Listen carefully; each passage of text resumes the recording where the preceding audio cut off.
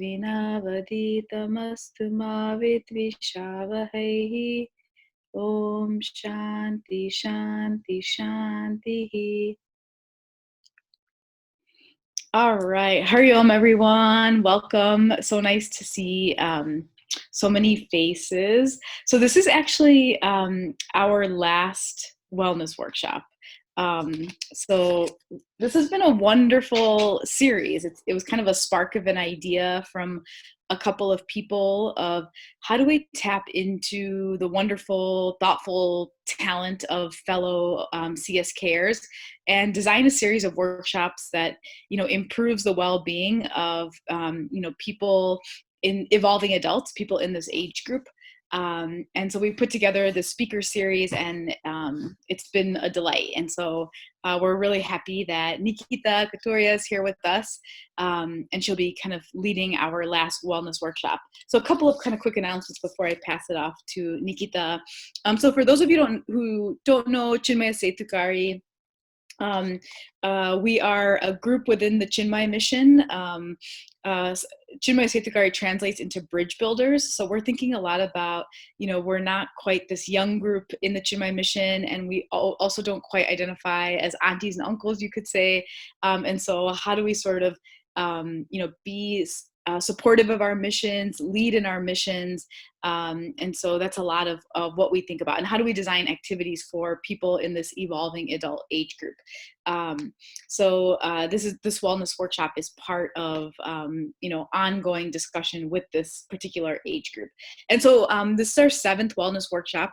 We've done workshops on mental health, bullying, aging parents, end of life, and finally Nikita will be leading us on a session on Ayurveda. And we're very excited for this session. I'm going to let Nikita, say more about it. But, I think why this topic sparked our interest is because we all know there's such a deep connection between our mental and physical health and well-being. It's so clear to us that when we're not in the right physical condition, mentally, we're not in a great condition, and vice versa. And so, Ayurveda is a very systematic approach to health, and it's, part of our kind of Hindu philosophy. And so it's something I know I personally don't know so much about, and I only hear about peripherally. So I'm very excited that Nikita will give us a little bit of education tonight. So Nikita has been an amazing member of the Chinmaya mission, lifelong member, and she's led so much of our Chinmaya Yuvakendra activities. And now as she has stepped into being an evolving adult, she continues to lead us there. So thank you again, Nikita, and I'll pass it to you. So Hari Om, everyone. Thank you for having me here today to speak about the simple applications of Ayurveda. As Pooja mentioned, my name is Nikita. I am an Ayurvedic practitioner in Orlando, Florida, and I actually studied Ayurveda from the California College of Ayurveda. So I did a 2-year training program and then a 1-year internship with them. And then I've also done some workshops with the Ayurvedic Institute in Albuquerque, New Mexico, under Dr. Vasant Lad. Some of you may or may not have heard of him. But so I've had some training. All of it has been within the United States, but I'm really grateful for it. And with that, I will get started.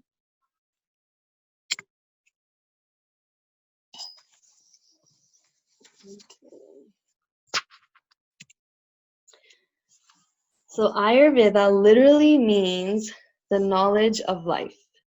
The origin of Ayurveda is in the Atharva Veda, though some believe that the origin is in Rig Veda. Ayurveda is a healing system that has been practiced for thousands of years, and in the United States, it is considered as a supplementary medicine. Ayurveda works with various aspects of our life. So we work with diet, our food intake, what types of foods are good for our body type versus which foods we should maybe limit. We work with herbal supplements, so how to add spices and herbal supplements into our regimen. We work with lifestyle habits, such as our daily routine, when we wake up, when we sleep, what kinds of activities we're doing throughout the day. We work with meditation, yoga, Massage. So massage, there is Abhyanga, which is a self-massage or a body massage. There's also Shirodhara, which is a head oil massage. It involves a constant stream of oil, warm herbal oil, poured onto your forehead. And these just name a few of the different types of massage. There's lots of different types of what we would call massage in Ayurveda.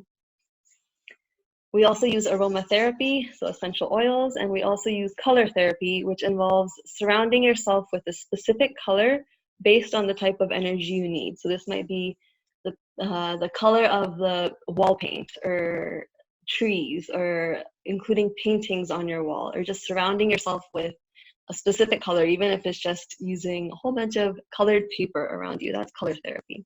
These are just some of the things that Ayurveda works with. There's many other aspects of life that Ayurveda also works with, but just an introduction. So how does Ayurveda actually work? Ayurveda is based on the 5 elements. So we have air, ether or space, fire, water, and earth. So some examples as to how you can see these 5 elements within our own bodies. Air can be seen as the movement of gases in the body. Ether or space can be seen as the cavities in the body that hold various organs together. So the abdominal cavity, for example. Fire can be seen as the heat in the body, and it can be seen in processes such as digestion. Water can be portrayed by the fluids or the blood flow in our body, and earth can be visualized as the structure or the bones in our body. So this is how we can begin to see how the 5 elements are used in Ayurveda and how they relate to our body. So combinations of these elements make up the 3 doshas that we commonly use in Ayurveda: Vata, Pitta, and Kapha. The word dosha literally means impurity, but here it's used more as an organization of these 5 elements. When these elements go out of balance, they become an impurity in our body, so this meaning is also applied then. But we'll go into that more a little bit later. Going back to these 3 doshas, Vata, Pitta, and Kapha. Vata consists of air and ether, and it's the subtle energy in the body that is related to movement. So this can be seen in breathing, blinking, muscle and tissue movement, and pulsation of the heart. Pitta consists of fire and water, expresses itself as a metabolic system. So this governs digestion, nutrition, metabolism, and body temperature, for example. And Kapha consists of water and earth, and it's the energy that forms the body structure. So this is what lubricates our joints, moisturizes our skin. It also provides water for body parts and systems. Each person is born with a unique combination of these 3 doshas, and that's called our Prakriti. So this innate balance is determined at conception, and it cannot be changed. But because this is a unique combination of these 3 doshas, my Prakriti is different from your Prakriti. That's why in Ayurveda, though there are some general recommendations for everyone, many healing plans are customized because each person's Prakriti or ideal balance is different. So throughout our life, our body is nourished and affected by our diet, environment, lifestyle habits, travel, and many other things. All of these affect our original doshic balance, which was our Prakriti. So our current levels of these 3 doshas, after all these effects have taken place, are therefore referred to as our Vikriti. And this Vikriti indicates any imbalance of those original levels. And this imbalance can then potentially show us what physical or mental disease may result. So by maintaining our ideal balance of these 3 doshas, we allow our body to be in its ideal state of health, thereby allowing it to fight against any disease to the best of its ability. So how do we know whether our doshas are in their ideal balance state? Typically, an Ayurvedic practitioner will do a consultation, which involves an intake with questions about your diet, your lifestyle habits. He or she will also look at the nature of your pulse, your tongue, and we'll examine your face and body structure. But to get a glimpse of what these imbalances might look like, let's see what Vata, Pitta, and Kapha look like when they're balanced as opposed to when they're not. So in balance, Vata promotes creativity and flexibility. Out of balance, it promotes fear, anxiety, and abnormal movements. In our digestion, the air and dry quality of Vata may appear as gas or constipation. By the way, these digestion topics are these elimination things that we're talking about. So whether it's gas or constipation or diarrhea, digestion is so important in Ayurveda because everything that we are eating is what is nourishing our body. So our elimination is what shows whether our body is digesting everything properly or whether there is something going on in there. So Vata, when out of balance, shows up as gas or constipation, for example. Pitta in balance promotes understanding and intelligence. Out of balance, it arouses anger, hatred, jealousy, and inflammatory disorders. So in our digestion, this heat from that fire quality of Pitta may show up as diarrhea or burning in the eyes. When Kapha is in balance, it is expressed as love, calmness, and forgiveness. Out of balance, it leads to attachment, greed, possessiveness, and congestive disorders. So in our body, this watery quality of Kapha, watery and earthy quality of Kapha, may appear as mucus or congestion. So when working with bringing our body back to its ideal state of balance, we start working with digestion first, like I mentioned earlier, and then we move to other systems of the body. It is a progression from outward to inward, diet and lifestyle habits to the inner subtler energies. If we think about it, our whole body is getting nourished by what we eat and how it gets digested. So this is why digestion is the most important aspect of our healing process.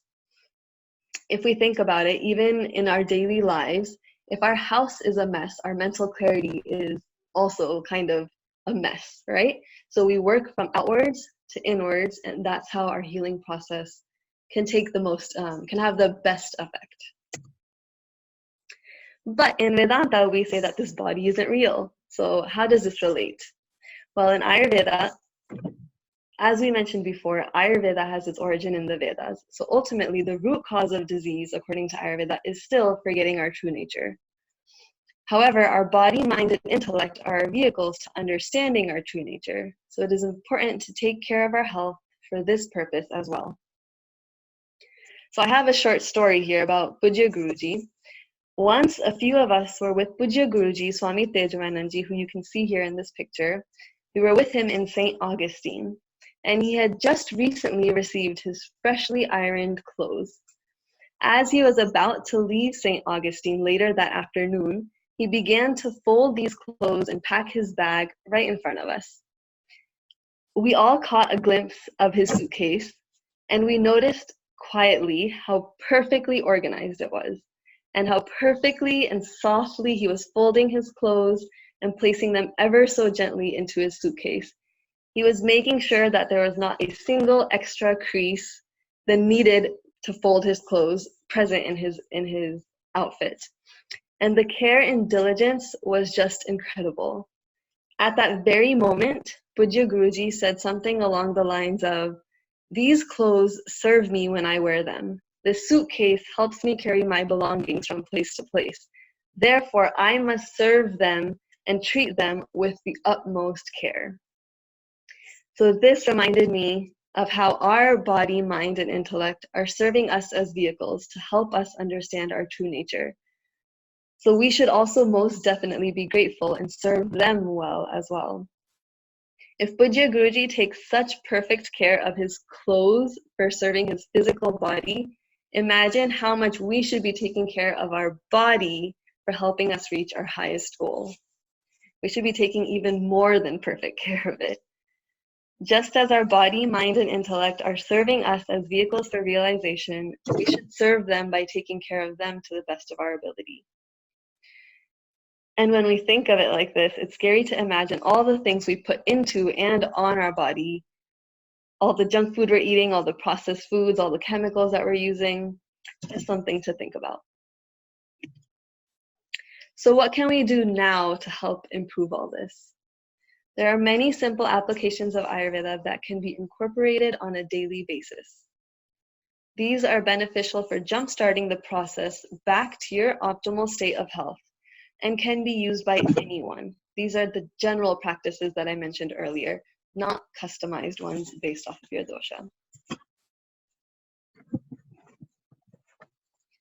The first one we have, which I'm sure many of you do not want to hear about, is waking up early. So we've heard time and time again the benefits of waking up early from teachers, leaders, parents. The ideal time to wake up is between 5 to 7 a.m. And this time frame may vary from different sources, but Ayurvedically speaking, this is the ideal time to wake up. This is because the sattvic qualities of nature, so pureness, lightness, calmness, these bring peace of mind and freshness to the senses. Getting up later than this can make us feel heavy and dull throughout the day. And ironically, we may have become so accustomed to that dull and heavy feeling that we don't even realize how much potential our day can have just by waking up earlier. But if we try it, we notice how much more fresh we feel when we do so. Next, we can try to offer a prayer, gratitude, or to think of a positive affirmation to say every morning. So here is an example of an offering by Dr. Vasant Lad, who I mentioned earlier is from the Ayurvedic Institute. But of course, this is just an example, and you're welcome to say whatever comes to your heart. Dear God, you are inside of me, within my very breath, within every bird, each mighty mountain. Your sweet touch reaches everything, and I am well protected. Thank you, God, for this beautiful day before me. May joy, love, peace, and compassion be part of my life and all those around me on this day. I am healing, I am healed. This is from his textbook of Ayurveda. But for now, let's just all take a moment to think of either a prayer, an offering of gratitude, a positive affirmation that we can say to ourselves right now. So only in your mind, nothing out loud. Just remember that if you're thinking of a positive affirmation, just remember to use the present or the past tense. So for example, I am healing or I am healed, not I will heal. You want to think of something and make it happen right now. So let's take a moment and just think of something and offer it right now.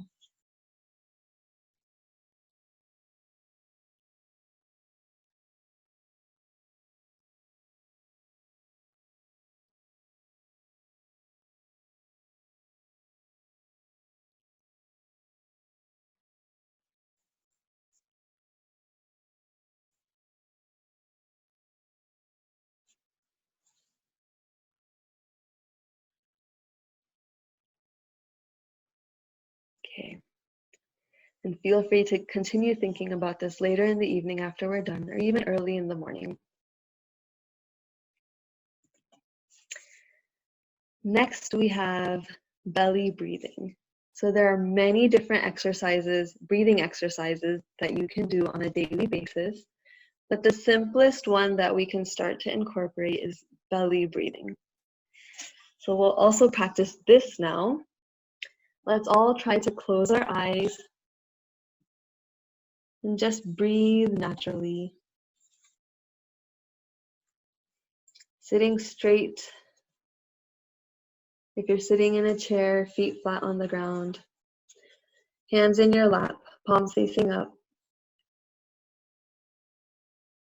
And as you breathe naturally, notice what parts of your body are moving. Be it your shoulders, your chest, your belly.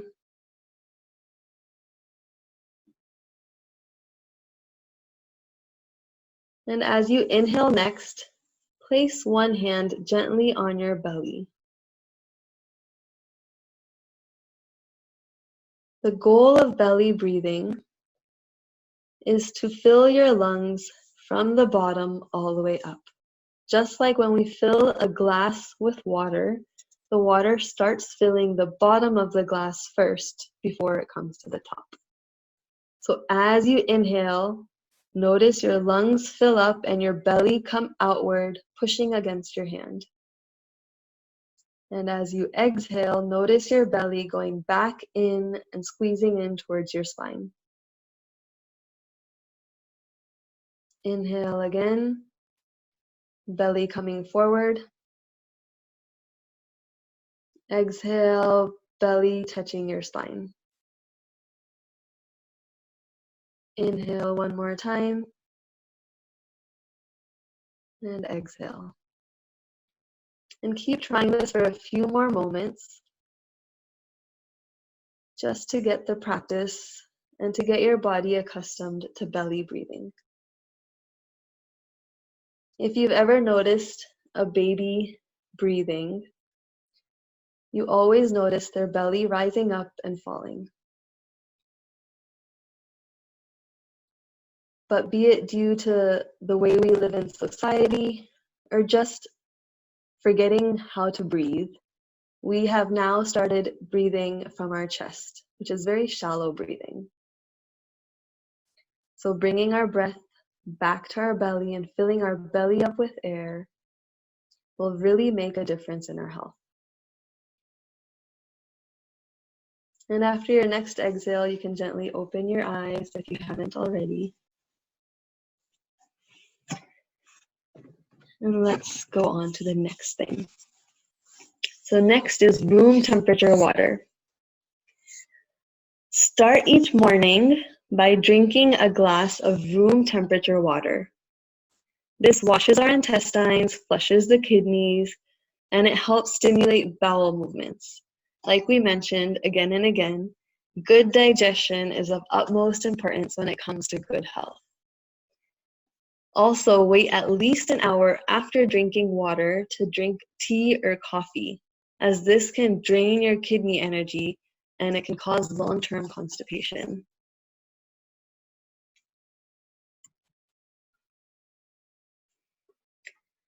So some of you may have already heard of a tongue scraper, may even be using a tongue scraper, but if available, use a stainless steel tongue scraper every morning.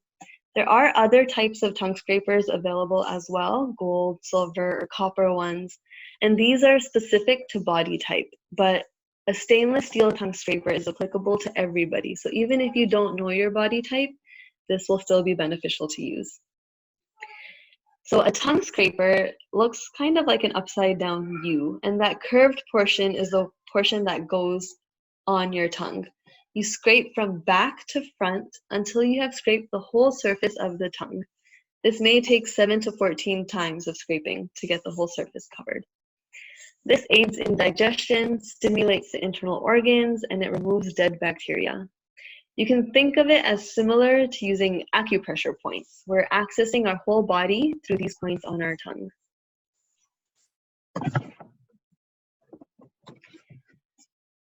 Next is to eat until we're only 75% full. So our stomach is about the size of a clenched fist. So imagine how small that is. Of course, it expands as we eat, and then it shrinks again as the food is released. But our goal is to only eat until we are about 75% full. This will help prevent any dullness or heaviness or fatigue after meals. If we feel full, we have already eaten too much. So how do we know that we're only 75% full? So first of all, if you've eaten and you feel comfortable but are tempted to take that extra serving just because the food was good or just because you feel like it, you probably don't need it and you're probably not hungry for it. It's probably just a desire. And it will probably make you go over your 75%. Not to say don't take an extra serving of food, but just be aware of what you are eating and how much you are eating, which leads us into our next slide. Eating with awareness. So a lot of us tend to eat while we are distracted. But ideally, we should eat without having the TV on in the background. without talking to anybody, without using our phone and scrolling through Facebook or Instagram, without using our computer to do work, or without reading a book. We shouldn't be having breakfast in the car or while we're rushing out the door. We should sit in one place and eat quietly. Actually taste your food. Is this food crunchy? Is it soft? Is it salty? Is it sweet? Is it juicy? Is it dry? Don't prepare the next bite in your hand while still chewing the first, which is also something a lot of us do. While we're eating, we're already getting the next bite ready, right? But we shouldn't do that. We should fully finish that first bite and thoroughly be aware of how much we're chewing it, what it tastes like before we pick that next bite up. This allows us to be more aware of what we are eating and how much we are eating. And the more we do this, the more we will be able to realize when we are 75% full as opposed to being overly full. After all, the food that we eat nourishes our whole body, again, right? Choose what we eat wisely and eat with gratitude and awareness to how each bite is improving our health. So this is a common question that is asked. Should we lay down after we eat, or should we go for a walk after we eat? So immediately after eating, our body needs to rest for about 15 minutes to let the digestive juices begin working. So if we immediately get up and go for a walk, or if we immediately get up and start doing the dishes, our body shifts to work mode as opposed to relax and digest mode, interrupting our digestion and allowing for the production of toxins in our body. This is also why we should sit while eating and not stand. If we rest for 15 minutes, this gives our body enough time to begin the digestive process. So by rest, I mean either sitting or laying on the left side of your body, as opposed to getting up immediately and walking around anywhere. Not even doing the dishes, not even working on your computer, just completely rest. Thereafter, after 15 minutes of rest, you should go for a short walk to encourage a slow but still thorough digestion of your food.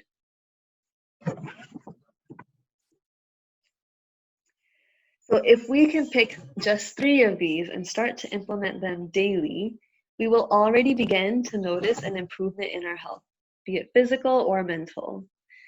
So I'd like all of you to take a moment and just think of a few of these that you would like to implement daily. Just something to take away from today and begin to practice on a daily basis. Your options are here, of course: waking up early, offering a prayer or gratitude, or saying a positive affirmation, or even writing a positive affirmation, belly breathing, drinking room temperature water in the morning, using a tongue scraper every morning, eating until 75% full, eating with awareness, or resting and walking after your meals. So take a few moments and just decide on 3. You can keep it to yourself. You're welcome to share it if you'd like in the chat. Up to you, but you don't have to. Don't feel compelled to.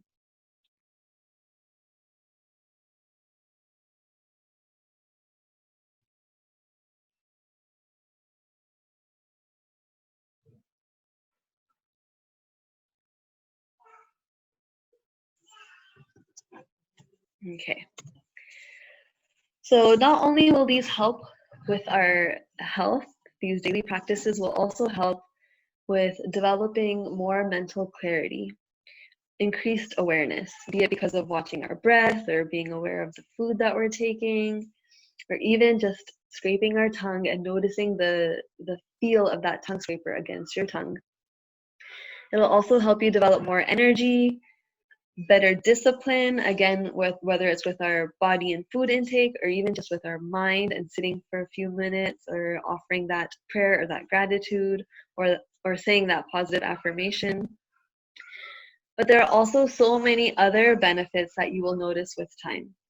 An extra benefit for our current situation in these current times is that incorporating these daily rituals and monitoring our food intake will also help strengthen our immunity, which is obviously a good thing. But hopefully this helped all of you and gave you a brief introduction to Ayurveda and how we can start to incorporate some of these practices into our own lives. I want to thank all of you for giving me this opportunity to share what I know, and also I'm grateful to the Setukari team for allowing me to join you guys for this wellness workshop series. Thank you.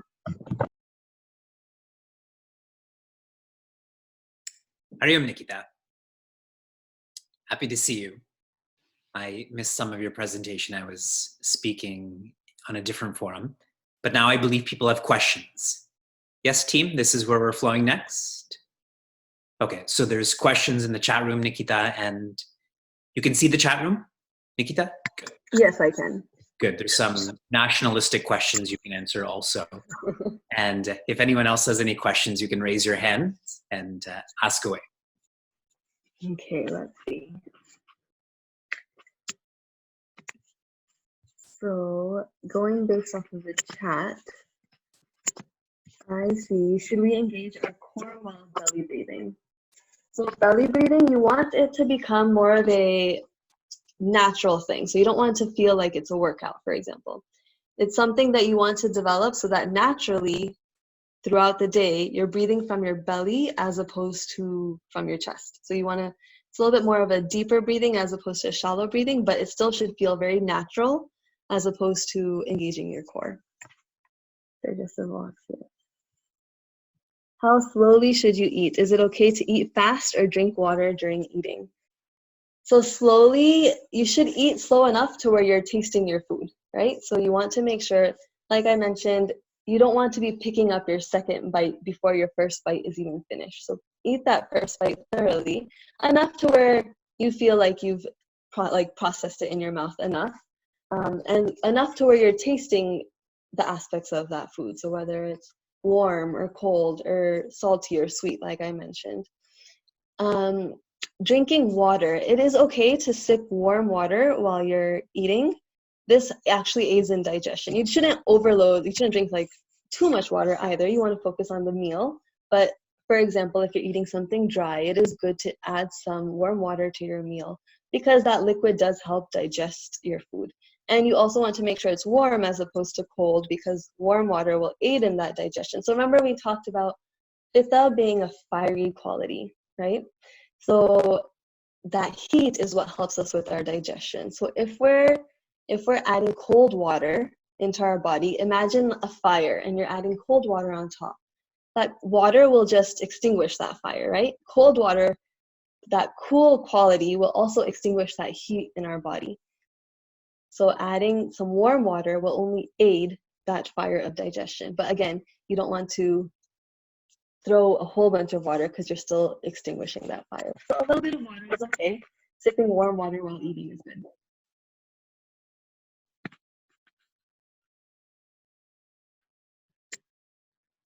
So what are some foods, fruits, vegetables that cause inflammation for all doshas? So this is a very, it's very particular to your body type because what fruit or vegetable may inflame one person may not inflame another person. So that's where a customized plan is very important. But that's why we talked about just some general applications that we can use. But when it comes to food restrictions and what kinds of foods you should be eating versus not be eating, it's better to look into the more custom plan for yourself. Is there any thoughts on veganism in Ayurveda?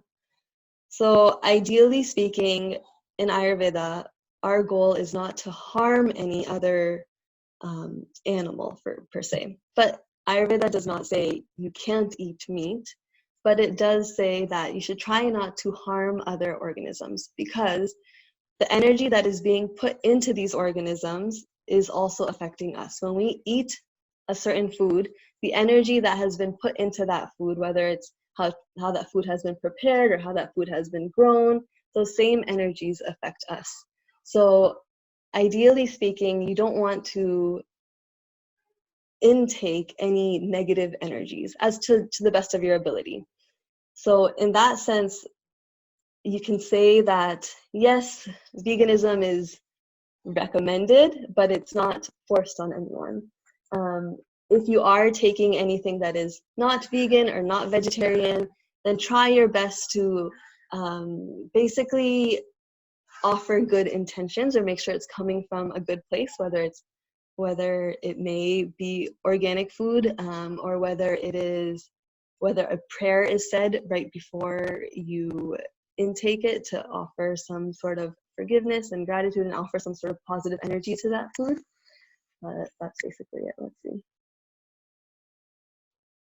Replacing ghee with coconut oil and dairy with nut-based milks. So yeah, so ghee has a very nourishing role in Ayurveda.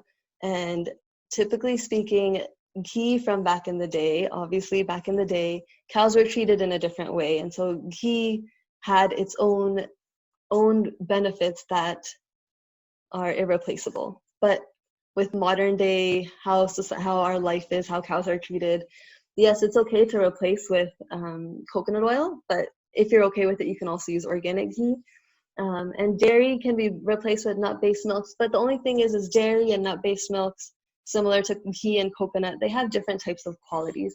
So it really depends on what is good for your body type. For example, coconut oil is cooling in a sense. So it depends on whether that's good for your body or whether it's not good for your body. And same with the nut-based milks. They could have a dry quality depending on which nut you're using. And if they're soaked in water, it may be okay. So it really depends on your body type. Are there any specific food items, fruits, veggies that should be avoided or consumed at specific times for most benefit? Especially looking for some answers that aid digestion and prevention of long-term constipation. Okay, so again, food items can be very customized based off of your body type, but general answer to digestion and long-term constipation. So digestion, there are some herbs that are good for digestion that a lot of you may already know of: fennel, ginger, cardamom, things like that. If you're taking like an herbal tea, for example, you can take water and you can take some ginger and some fennel and not boil it, but not at high heat, at like medium heat. Boil it for a while in the water. And if you take some of that water, that can obviously help with constipation. It can help with digestion, aiding digestion.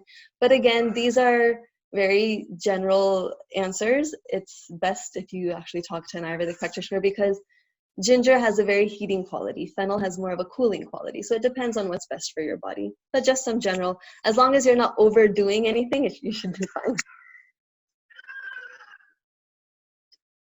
Reasoning benefits of aromatherapy and essential oils in Ayurveda. If any of you are raising your hand, just if you can, please let me know. But for now, I'm just going based off of the chat. Can you expand on the reasoning benefits of aromatherapy and essential oils in Ayurveda? So our senses are used in many ways. So whether it's our food intake, whether it's what we see, that's why we use color therapy, whether it's what we're smelling. So aromatherapy and essential oils, different essential oils have different energies. Some are used to relax your body.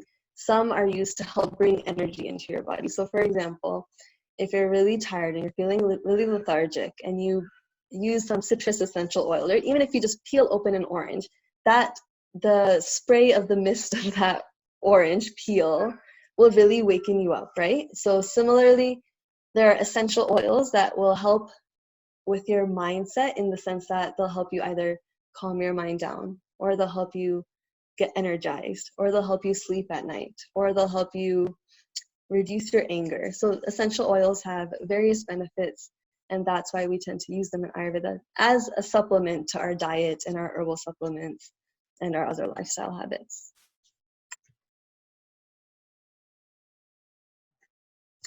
What does Ayurveda say about exercise? Is too much exercise, training for a marathon, harmful for some body types? Yes. So too much exercise can be harmful for some body types. Some body types need very slow, gentle motion. So whether it's just very slow yoga postures, or whether it's just going for a gentle walk. Whereas for other people, swimming might be better. For others, running might be better. It really depends on your body type. Does Ayurveda have ways to overcome food allergies such as sesame seeds and nuts in kids? So allergies actually do have a background in Ayurveda. based off of when the child was born or even over time, too much heat can cause your body to start fighting against things. So it's like if you think of a fire, right? A fire is it can like burn, just like fire can burn, right? The extra heat in your body can cause inflammation. It can cause your body to think that some foods are not beneficial for your body, and it can just start fighting against them. So whether there's a way to overcome food allergies, I haven't actually learned yet, but I do know that there is a background in Ayurveda. But if I find anything out, I will definitely let you guys know. So no COVID pizza. No COVID pizza. If one has seasonal allergies, would a Western technique such as allergy shots be at odds with our doshas, since you mentioned that these are constitutional? What would be a more Ayurvedic approach to taking allergies? Okay. So in Ayurveda, we never go against, at least in the Western, at least in the United States, we will never go against what your doctor will recommend. So if your doctor recommends allergy shots, by all means take allergy shots. And if you notice that it is affecting you in some way, then you can always try to add some herbs or some spices or some aromatherapy to help combat the side effects of those allergy shots. But depending on what your allergies are, what would be a more Ayurvedic approach to taking allergies?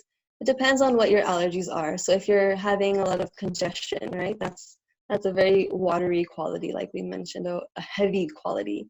So in that case, you want to focus on reducing those heavy qualities from your diet. So for example, as an example, vata, which has air and ether, it's a dry quality. So while you're eating your foods, you'll begin to notice which foods have a drier quality, a lighter quality, as opposed to which foods have a heavier quality. And so while you're eating, whatever your diet may be, if you notice that some foods feel heavier to you, and not just heavier in the sense that you're feeling really full after, but just heavier, like when you taste it, you'll notice the heaviness versus the lightness.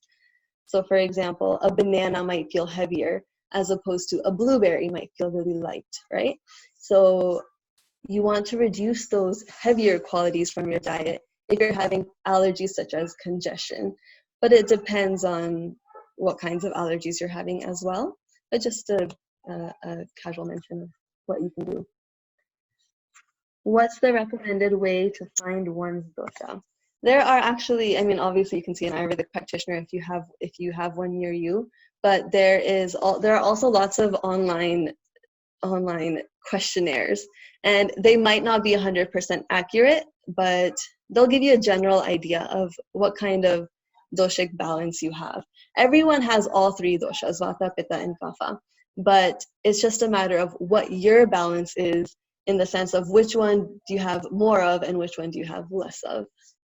So all three doshas need to be in balance for your optimal state of health. But you will have all three, and so accordingly, if you have all three at different levels, so let's say my vata is 60% of my body, if my vata goes up to 70%, then that's where the imbalance is occurring. Or if my pitta goes from 30% down to 20%, that means I'm losing some heat and I need to add some heat qualities into my diet.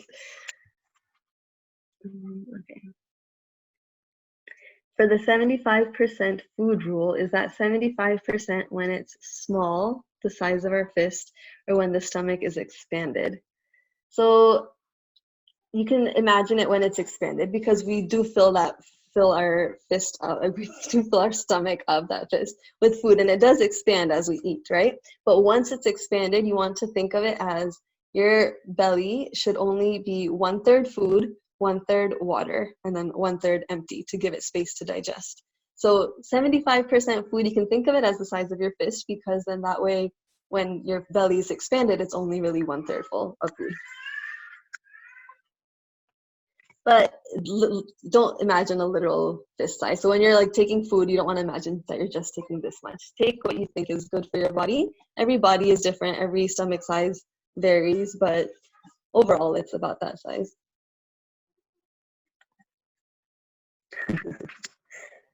No coffee or tea within the first hour being awake. What's the one Ayurvedic practice that has changed your life? Ooh, that's a tough one.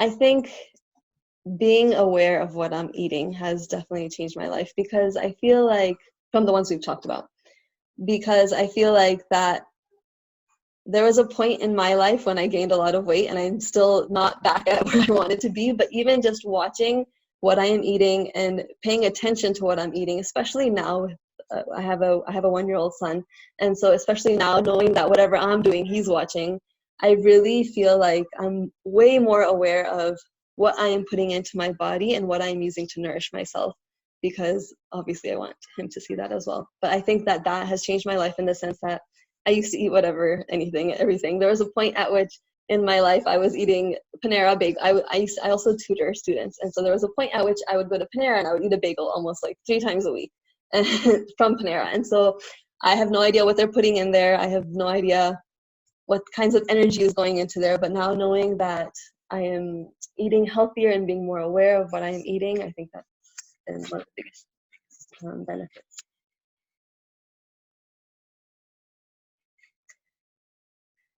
Any Ayurveda techniques, tips for managing skin and preventing dryness, especially during season transition time, both for adults and toddlers?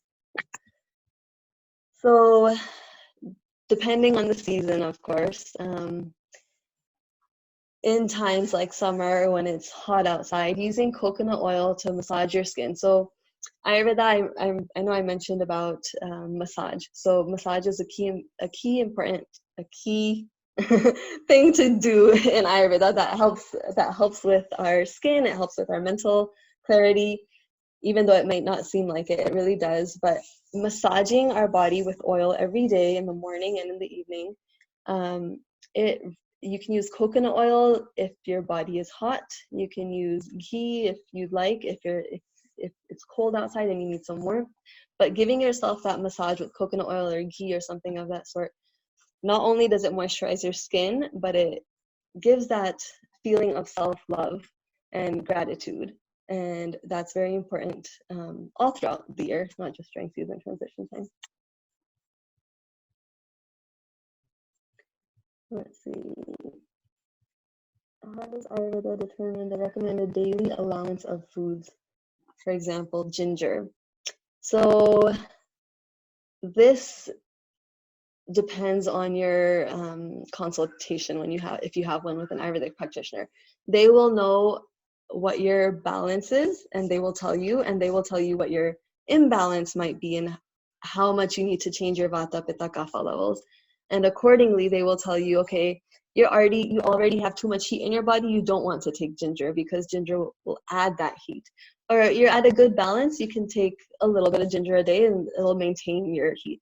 Or if you don't take any ginger at all, then it won't increase it. Or if you take too much ginger, then it'll increase the heat a lot. If you don't take any ginger, then it won't increase any heat. So it really depends on how much of each dosha is in your prakriti and vikriti. What we're going to do for June, July, and August, we're going to have a special summer offering, not satsanga like we've been doing, but seva sangha. We are in the unique position to lead ourselves and naturally others. My observation is that a lot of us get carried away with jnana yoga. And that is important. But jnana yoga's fulfillment is in karma yoga. Swami Tejomayananda shared with us, the means to enlightenment is seva, and the expression of enlightenment is seva.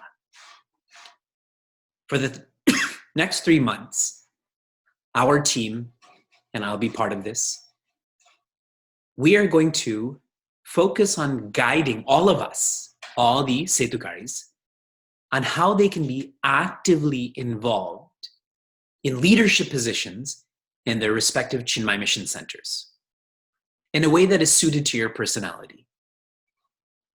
Every month, we're going to have a different focal point, almost like a magnifying glass, going from more broad to more specific.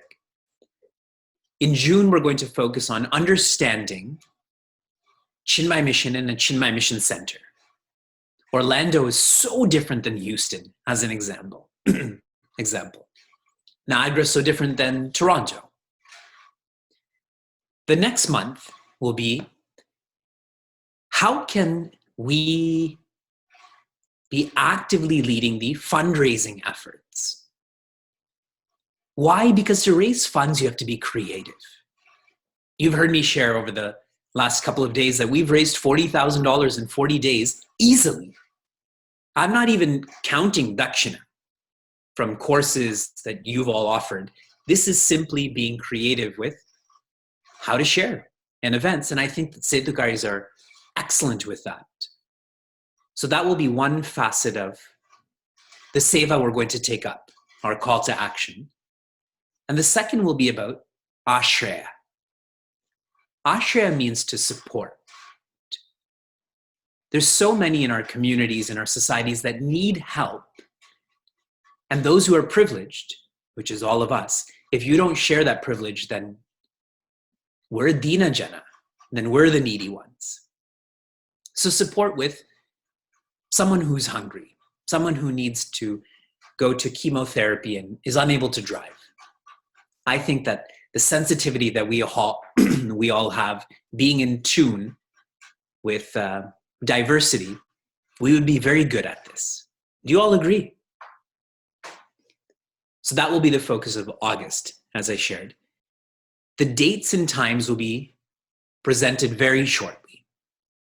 This has been a demanding week for all of us, so we didn't have a chance to meet and decide on the dates and times, but we will.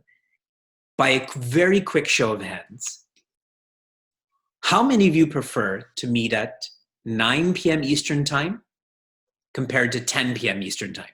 How many prefer 9 p.m. Eastern Time? And so I can see this clearly. And 10 p.m., any preference? Okay, so it will be 9 p.m. We'll just tell you the dates shortly. It'll be Sunday nights like our satsanga. All right. So Nikita has shared, and then Sheetal shared, and now I have shared. So we'll keep meeting over the summer, and then in September, we're going to start a new round of wellness workshops with a different focal point. You'll know more about that soon. I'm going to complete our workshop formally only with our prayer. All of you who have questions, please continue to be on. When else will you get such free advice? From someone who practices this too, right? So make use of this opportunity. Our wellness workshop should be $500 an hour, no? That's the dakshina that Sheila was talking about, right? On that note, Sheila Nikita, she's asking, the chocolate chip cookies, are they in line with Ayurveda? Because that's what's being prepared right now. Om sarve bhavantu sukinaha, sarve santu niramayaha, sarve bhadrani pashyantu, ma kaschid dukkha bhag bhavet. Om shanti shanti shantihi. Harihi Om Shri Gurubhyo Namaha. Harihi Om. Intermittent fasting is the latest craze. What is the view of Ayurveda on intermittent fasting? So Ayurveda is okay with fasting, but it says don't ever stop eating for a long period of time. So intermittent fasting is probably not the most ideal. We do feel that it is okay to fast and limit certain food items or certain types of foods for a certain period of time. But that doesn't mean you stop eating everything. You still, in the meantime, so let's say you're avoiding a certain food type for 3 days. In the meantime, you're still trying to eat other types of food that will still nourish your body and make up for whatever you're avoiding. So for example, in Ayurveda, people sometimes go for panchakarma treatments, which is a 1 week long or 2 week long, depending on how long. It's a treatment program in which they work with diet, herbal supplements, massage, yoga, everything. Everything is all inclusive in that 1 or 2 weeks. And so there, usually what they do is they give you khichdi to eat. And a lot of people might not feel full from that khichdi. So depending on your body type, they will either give you some vegetables, or they will give you yogurt, or they will give you extra spices, depending on what your body needs, to make sure that you're feeling full, but your body is still completely nourished to how it needs to be. So intermittent fasting, it depends on how you're looking at it, but if you're just completely avoiding eating for a certain period of time, then that's not the most ideal.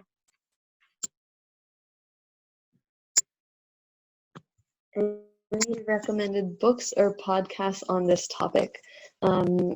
So I'm assuming the Traditions cookbook is great as well, but there's also some Ayurvedic books by Dr. Vasant Lad that are absolutely incredible. There's I'll have to look up the name and send it to you guys, but there's some just general, if you just look up Dr. Vasant Lad Ayurveda, Lad is L-A-D. I'll look it up if I can find it right now really quickly. He has one great book about self-healing, and then they also have him and his wife have a Ayurvedic cookbook for self-healing as well. But you can look up his name and you'll see there's quite a few books by him that I would recommend. When we take the questionnaires online, how do we know if that is our dosha or vikriti? Usually those questionnaires will tell you your prakriti, which is your innate balance, the original balance of your body. Depending on the questionnaire, some might tell you that it's your vikriti, meaning it'll tell you what your dosha balance is right now. But usually when it's asking you about what your lifestyle patterns were like when you were a child, or what they always seemed to be when you were younger, or what kinds of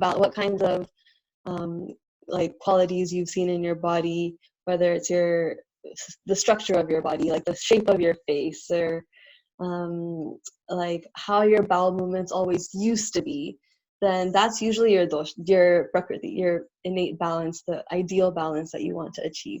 And then if it's asking you about what you're feeling currently, so if you're having any symptoms, so if you're having digestive issues currently, then currently is usually your vikriti.